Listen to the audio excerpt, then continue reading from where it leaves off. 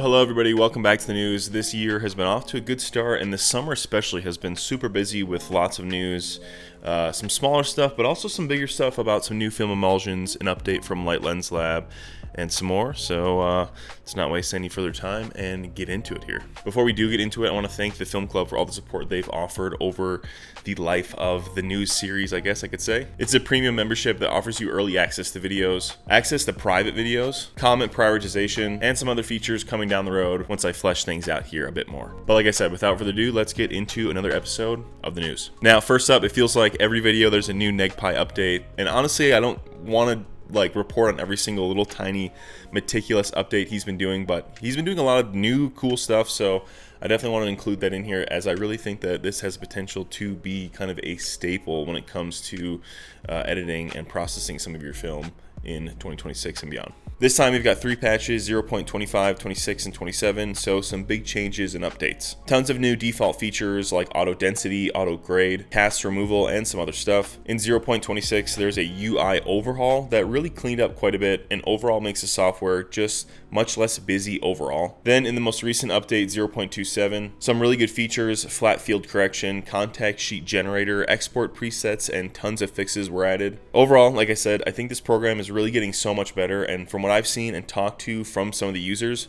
it's genuinely becoming one of the best film softwares available today. Between this, Negative Lab Pro, and Silverfast, I think these 3 are truly like the kings of this, and I know I've said this in a previous episode, but sometime in the fall or winter, I think I'm due for a NegPy full dedicated video.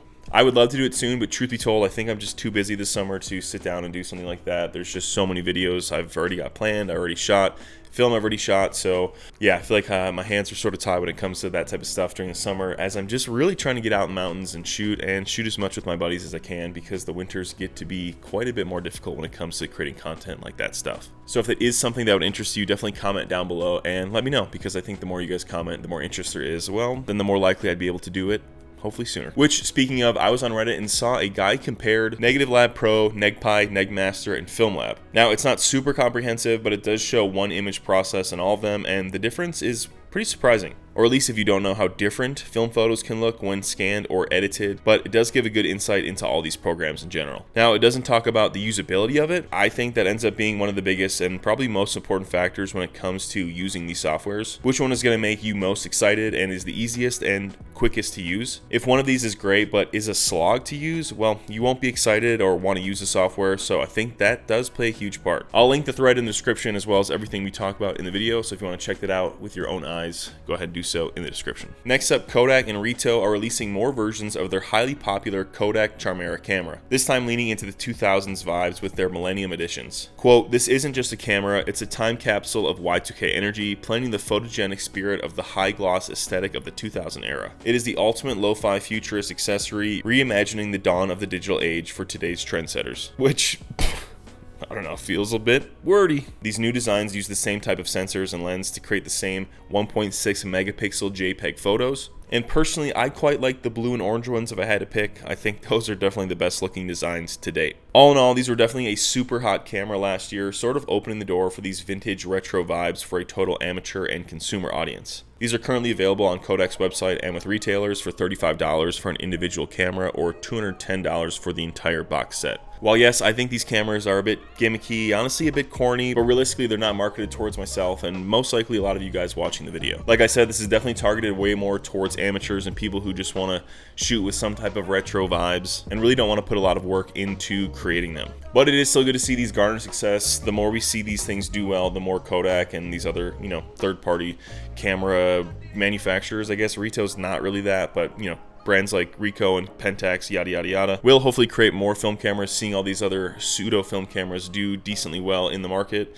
So yeah, I think all in all it's a good thing. I think the more that this camera sells, the better it does, the more likely we'll be getting film products or film-like products. And at that point, if we're getting film-like products, then I would imagine we'll be getting actual film products at some point.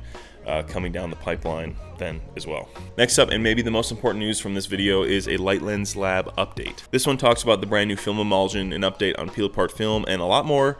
The last update we got from them was from September of last year, so this has been somewhat a long time coming. It starts off with them explaining that they've continued to make progress on their black and white film, with the goal being to release the film sometime later this year for a whole slew of different film formats, including medium format, 35mm, some large format, as well as some other more niche formats. They go on to talk about how some of the issues and setbacks they've had with the project, including some severe static electricity, scratches, and even some emulsion damage that happened during testing. As a result, they've decided to delay the official release until production and quality control processes have become more consistent, repeatable, and fully automated. They explain how this is very much part of the process when trying to make a brand new film emulsion and bring it to the commercial scale, and basically to trust the process as they continue to make progress and improve the film. From here, they go on to answer a very important question. Well, what should the film look like? Our development goal is to achieve consistent contrast across different lighting conditions, reliable results across different processing conditions, strong flexibility for push processing, and a clean and consistent image structure free from production related defects. Which to me sounds good. Sounds like they've got good principles when it comes to creating this film. They're not just trying to create something that's vibey. They have like actual tangible goals when it comes to, you know, the density of the film, the contrast, the ability to push pull, dynamic range, etc., etc. Once they have a final look they're satisfied with, they'll begin to reach out to selected retailers, testers, etc. So hopefully we make the cut for this film coming soonish. They continue on to explain how they moved and renovated their production and assembly line and are testing out several machines, including an emulsion coater, master roll splitter, and a 135 film hole puncher. They emphasize how they want to create dedicated machinery for dedicated purposes, not just relying on a single universal machine. It continues on to show and tell a little bit more about each machine, which to me was some really interesting stuff, and man, the quality of these machines looks amazing. It really looks like some big factory type stuff, which I guess I should expect as much with the quality of lenses they produce. But still, some of the videos are really eye-opening, and yeah, definitely some cool progress being made. The blog also talks very briefly about peel apart testing, and they're excited to share some more details in an upcoming blog. From there, it continues on talking a bit more about dialing in the edge marking on film, as well as them testing some basic components, backing paper, spools, and canisters being the main ones mentioned. Finally, the blog finishes up with more info about their future plans. Quote, "Our current goal remains to begin production line testing in 2026 and to work towards the release of our first commercially available black and white film in 2026.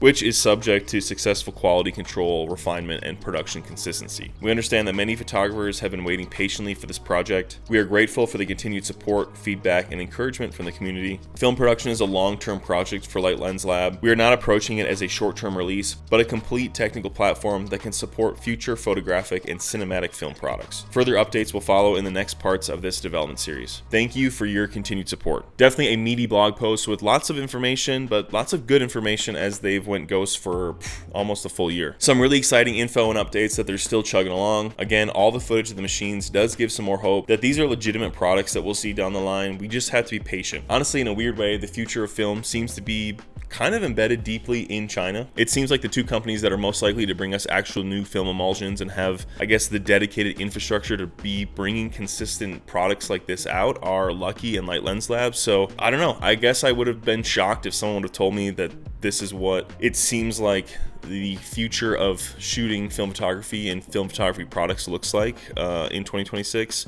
But yeah, in my mind, it seems like those companies seem to really have a lot of this machinery and production and assembly line type of stuff dialed in to really start to churn out a lot of these film products, hopefully. Regardless, once we get more info, I'll make sure to include it in an upcoming news video, so make sure to like and subscribe to stay in tune for that. Next up, some fresh film from Reflx Lab. This time it's their brand new Diablo 100, a red scale version of Lucky 200. This means that Lucky 200 is loaded backwards so that light passes through the transparent base before hitting the light sensitive emulsion. This reverses the order in which colors are exposed, shifting your images to dramatic, fiery shades of red, orange, and yellow. This comes to $12 a roll, and Reflx is sending me some, as well as the new Lucky 400, so definitely stay on the lookout for both of those videos, or a future news segment with some more results. In the same vein, we also have a brand new Candido 50 film. Candido is a European-based brand that respools Kodak Vision 3, and I'm assuming that's what this is, Vision 3 50D, which, hey, looks great when shot correctly. This is mainly good news for Europeans and Asian markets. As many of you know, getting Kodak or cinestilll in many of these countries can be quite tricky or just downright expensive, so this opens the door to shooting those films for cheaper. As for the price, it's $16.79 from B&H, coming right around the same price as cinestilll 50D in general, which if you wanted to avoid shooting cinestilll for some reasons unnamed,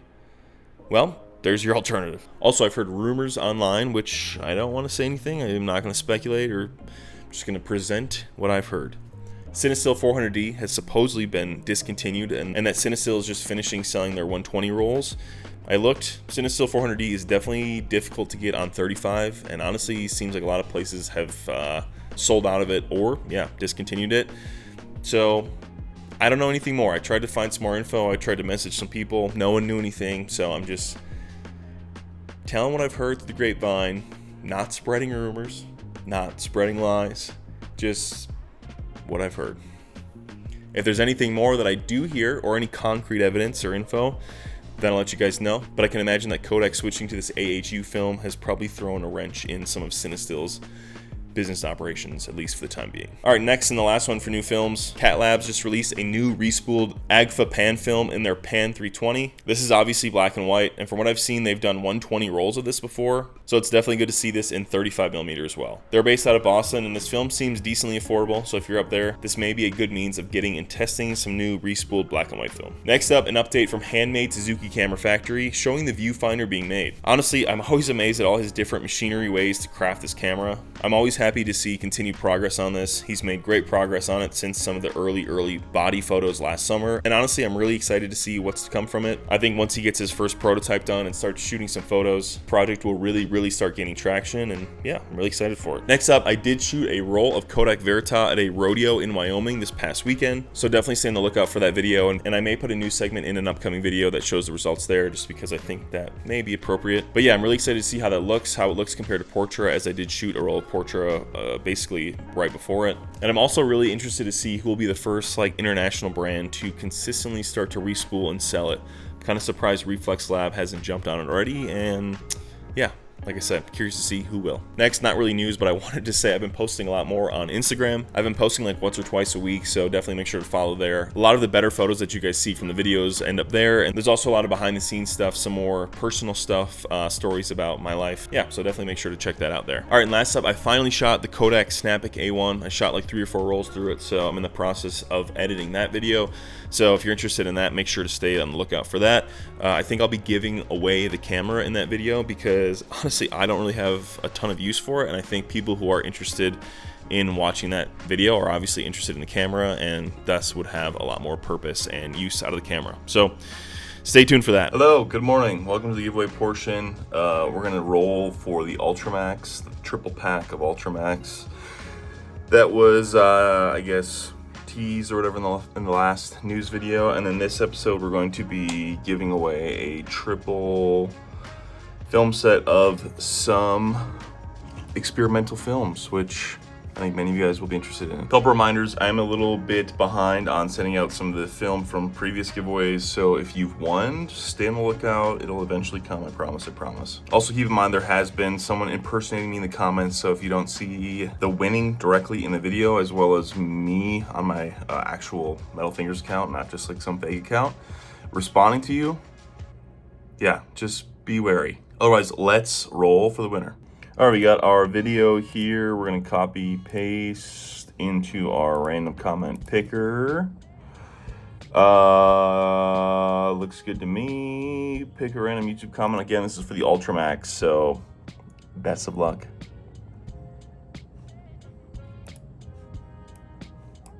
All right, we got oh goodness. Guilo? I definitely butchered the name, but he says, yay, pano camera. So yeah, Raph, you definitely won 3-pack of Ultramax. And if you guys want to be entered into the current one for these 3 bad boys, definitely comment down below. And yeah, stay tuned. I have a camera giveaway coming up for a new camera here from a video here very soon. So that will be coming out within the next couple weeks. So yeah, if you want to win a camera, definitely make sure you stay tuned for that. Otherwise, yeah, thank you guys so much for watching. Otherwise, it's going to wrap it up for this video, guys. Definitely make sure to comment something down below to be entered into the giveaway. Good luck with the giveaway. And yeah, I'm not sure there will be a news video between now and me leaving for Italy, basically in a couple days after you guys see this video. So yeah, I'll be gone for 10 days. And depending on how much news there is, I would imagine once I get back, I will be able to script up whatever new updates there are from the last like 2 weeks of me being abroad and probably not paying a ton of attention and just ripping a ton of film. So yeah, I guess just keeping you in the know when it comes to that.